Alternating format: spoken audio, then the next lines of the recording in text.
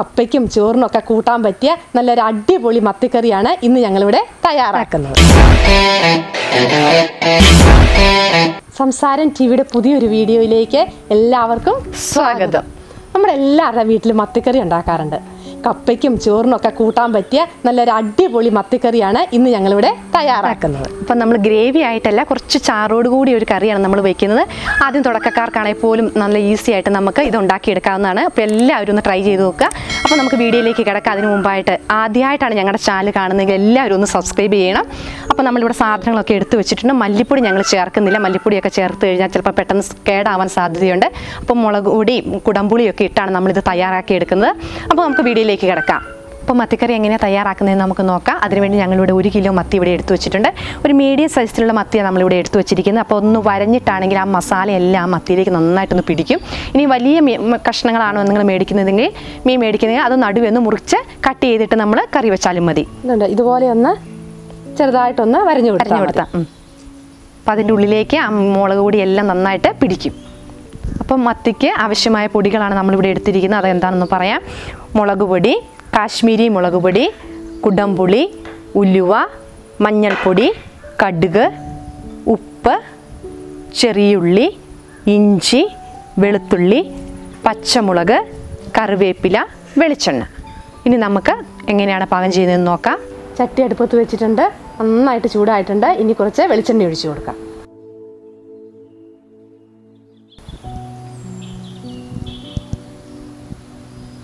വെളിച്ചെണ്ണ നന്നായിട്ട് ചൂടായിട്ടുണ്ട്. ഇനി ഇതിലേക്ക് അല്പം ഉലുവ ഇട്ട് കൊടുക്കാം. ഉലുവ ഒത്തിരി ഇടണ്ട. ഒത്തിരി ഇട്ട് കഴിയുമ്പോൾ ഒരു കമർപ്പ് ചുവയായിരിക്കും. കൂടത്തിൽ തന്നെ നമുക്ക് ഉലുവ പൊട്ടിയ ശേഷം കടുക് ഇട്ട് കൊടുക്കാം. വറുത്ത് പൊടിച്ച് ഉലുവയാണെങ്കിൽ മീൻ തിളച്ചതിന് ശേഷം ഇട്ട് കൊടുത്താൽ മതി. കടുക് നന്നായിട്ട് പൊട്ടിയിട്ടുണ്ട്. ഇനി ഇതിലേക്ക് വെളുത്തുള്ളി ഇഞ്ചിയും കൂടി ചേർത്ത് കൊടുക്കാം. കൂടെ തന്നെ ചെറിയുള്ളി പച്ചമുളകും കൂടി ചേർത്ത് കൊടുക്കാം. ചെറുതായിട്ട് വാടി തുടങ്ങിയിട്ടുണ്ട്. ഇനി ഇതിലേക്ക് അല്പം ഉപ്പ് ചേർത്ത് കൊടുക്കാം. കൂടത്തിൽ തന്നെ 2 തണ്ട് കറിവേപ്പിലയും കൂടി ഇട്ട് കൊടുക്കാം. നന്നായിട്ടൊരു ചെറിയ ഗോൾഡൻ കളർ ആവുന്നോടം വരെ നന്നായിട്ട് നമുക്ക് വഴറ്റിയെടുക്കണം.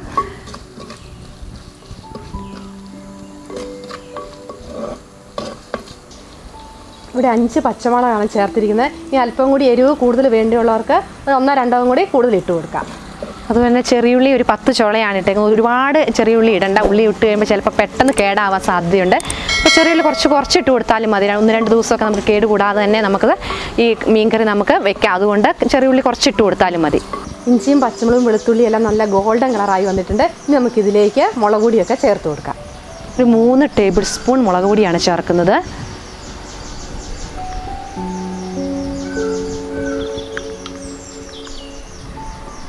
ഇത് സാധാ മുളക് പൊടിയാണ്. ഇനി ഇതിലേക്ക് ഒരു 1.5 ടേബിൾ സ്പൂൺ കാശ്മീരി മുളക് പൊടി ചേർത്ത് കൊടുക്കാം.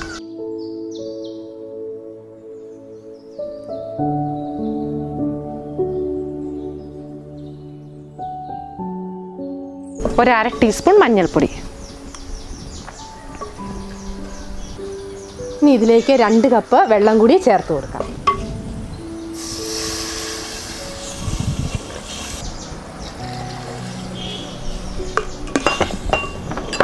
കൂടത്തിൽ തന്നെ നമ്മളിവിടെ കുടംപുളി എടുത്ത് വെച്ചിട്ടുണ്ട്. ഒരു 3 വലിയ കഷ്ണം കുടംപുളിയാണ്. അതും കൂടെ നമുക്ക് ഇതിനകത്തേക്ക് ഇട്ട് കൊടുത്ത് നന്നായിട്ടൊന്ന് തിളപ്പിച്ചെടുക്കാം. അതിനുശേഷം നമുക്ക് മീൻ ഇട്ട് കൊടുക്കാം.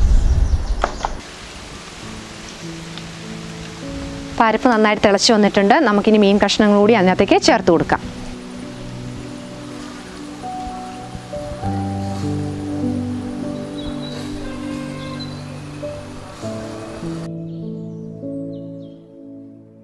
ഇനി ചെറുതായിട്ടൊന്ന് ചുറ്റിച്ചിട്ട് നമുക്ക് മൂടി വെച്ച് വേവിച്ചെടുക്കാം.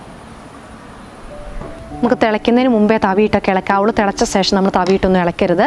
പിന്നെ നമ്മൾ മീനൊക്കെ വെട്ടിക്കഴിഞ്ഞ ശേഷം നമ്മുടെ കയ്യിലെ ആ മണോ ഇതൊക്കെ പോകാൻ വേണ്ടി നമ്മളൊരു കാപ്പിപ്പൊടി ഇട്ട് നന്നായിട്ട് കൈ കഴുകുവാണെങ്കിൽ ആ ഉളുമ്പ് മണമൊക്കെ മാറിക്കിട്ടും. അതുപോലെ മീൻ കഴുകുന്ന സമയത്താണേലും നാരങ്ങാനീരോ വിനാഗിരിയോ ഒക്കെ ചേർത്ത് കഴുകുവാണെങ്കിൽ നല്ല ഫ്രഷ് ആയിട്ട് നമുക്ക് കഴുകിയെടുക്കാൻ പറ്റും. ഇനി നമുക്കൊന്ന് മൂടി വെച്ച് വേവിക്കാം. ഏകദേശം 3 മിനിറ്റ് ആയിട്ടുണ്ട്. നമുക്കൊന്ന് തുറന്നു നോക്കി ഒന്ന് ചുറ്റിച്ചു കൊടുക്കാം.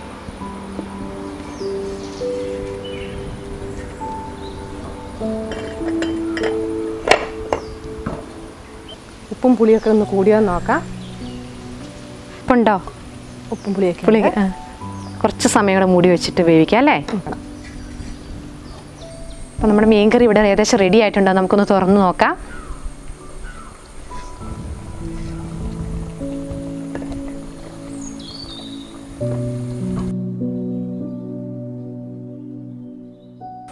മത്തിക്കറിയുടെ റെഡി ആയിട്ടുണ്ട്. നല്ല മസാലയൊക്കെ പിടിച്ച എണ്ണയൊക്കെ നന്നായിട്ട് തെളിഞ്ഞ് വന്ന് നല്ല അടിപൊളി സൂപ്പർ കറി ആയിട്ടുണ്ട്. അപ്പം നമ്മളെല്ലാവരും ഒന്ന് ഇങ്ങനെ കറി വെച്ച് നോക്കണം. ഇതിൻ്റെ ആ മസാലയെല്ലാം നന്നായിട്ട് മീനയിലേക്ക് പിടിച്ച് നല്ലൊരു ഗ്രേവി പരുവം. ഇച്ചിരി കൂടെ ചാറുണ്ട്, ഒരുപാട് കട്ടി കൂടിയ ചാറല്ല. നല്ല കപ്പയ്ക്കൊക്കെ നല്ല ഒഴിച്ച് കൂട്ടി തിന്നാൻ നല്ല അടിപൊളിയായിട്ടുള്ള കറിയാണ്. അപ്പോൾ അല്പം കറിവേപ്പിലയും കൂടെ തൂളിക്കൊടുത്ത് നമുക്ക് സ്റ്റൗ ഓഫ് ചെയ്യാം.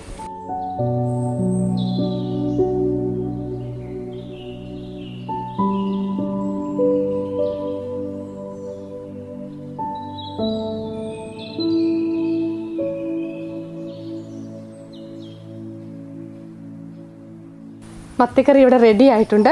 കപ്പയുടെ കൂടെ കഴിക്കാൻ ഒരു അടിപൊളി കറിയാണിത്. അതുകൊണ്ട് എല്ലാവരും ഒന്ന് ട്രൈ ചെയ്ത് നോക്കണം. അപ്പം നമുക്ക് കപ്പ ഇല്ലെങ്കിൽ പോലും ചപ്പാത്തിയുടെ കൂട്ടത്തിലൊക്കെ നല്ല ടേസ്റ്റി ആയിട്ട് നമുക്കത് കഴിക്കാൻ പറ്റിയൊരു മീൻ കറിയാണ്.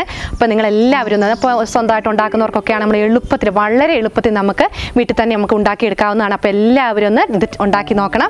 അപ്പോൾ നിങ്ങൾക്ക് ഈ വീഡിയോ ഇഷ്ടമായെങ്കിൽ ഒന്ന് ലൈക്ക് ചെയ്യണം, കമൻറ്റ് ചെയ്യണം, എല്ലാവർക്കും ഒന്ന് ഷെയർ ചെയ്യണം. അതുപോലെ തന്നെ ഞങ്ങളുടെ വീഡിയോ ആ ചാനൽ ആദ്യമായിട്ടാണ് നിങ്ങൾ കാണുന്നതെങ്കിൽ ഒന്ന് സബ്സ്ക്രൈബ് ചെയ്യാൻ മറക്കരുത്. തൊട്ടടുത്ത് കാണുന്ന ആ ബെല്ലൈക്കൺ ഒന്ന് ക്ലിക്ക് ചെയ്യുവാണെങ്കിൽ ഞങ്ങളിടുന്ന വീഡിയോയുടെ നോട്ടിഫിക്കേഷൻ നിങ്ങൾക്ക് ലഭിക്കും.